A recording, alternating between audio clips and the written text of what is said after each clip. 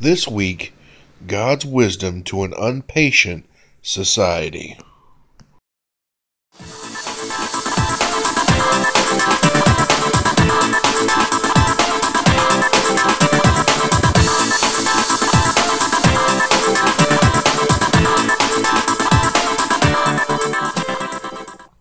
Hello, Carr here today with another YouTube video. Today's topic is going to be God's wisdom for an impatient world. As we know, in the world that we live in today, where everything is at our fingertips, it has worked against us in some ways. It actually makes us more impatient. So today I'm going to tell us, according to the scriptures, what God would say to us in this day and time. Stay tuned. Alright, so the first scripture I want to go over today is Galatians 6:9, and it basically says that we will reap a harvest if we do not give up. And so that goes for planting seeds of the gospel. We'll reap some type of harvest from it.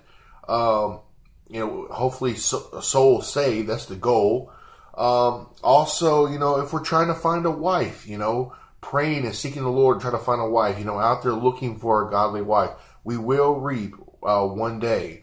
Many of us are single, so we're looking for that. Whether it be promotion on our job, if that's what we're looking for. But one day we will reap a harvest if we don't give up, if we're diligent, and we keep seeking the Lord.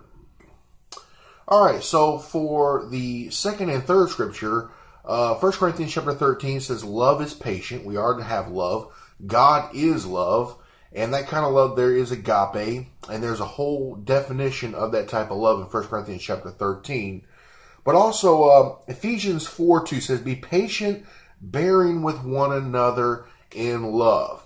Now, for those who are single, bearing with Christians or even non-believers in love, waiting and giving them the ample time to change, to be someone more pleasant to hang around, that takes a lot. It takes a lot of love and a lot of patience. And when you're married, a lot of times the man's waiting on a woman or a woman's waiting on the man for years. I'm talking about 9-10 years,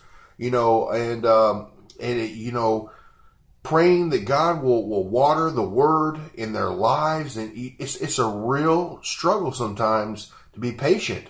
And oftentimes you can try to push them to speed it up, and it actually bites you in the end. And so, we have to be patient with one another because we all grow at different rates. And so that's what the scripture will say, and that's what God would say on this subject. All right, so the last scripture today I want to talk about is found in Proverbs 13, verse 12. And it says that hope deferred makes the heart sick, but whenever we get the desire we want, it is a tree of life. And so basically, we will go through different things, whether it be waiting on a spouse. I personally waited over 10 years.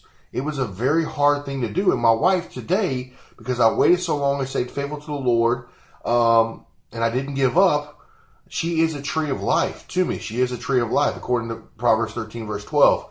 And, whether it be, deer hunting, or fishing, or catching the biggest fish of your life, or it could be anything. But whenever we hope for something, we're praying about it, seeking God, oftentimes He will make us wait.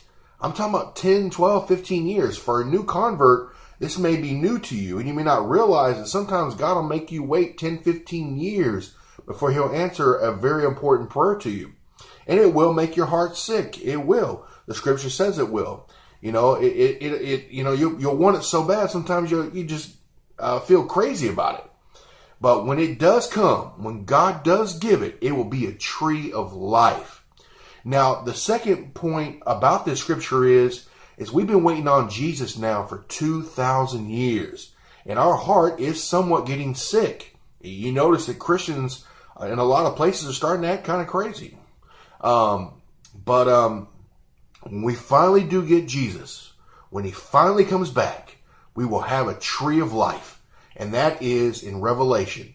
When we finally get our desire of being with Christ for eternity, it will be a tree of life. That's my lesson today. God bless you.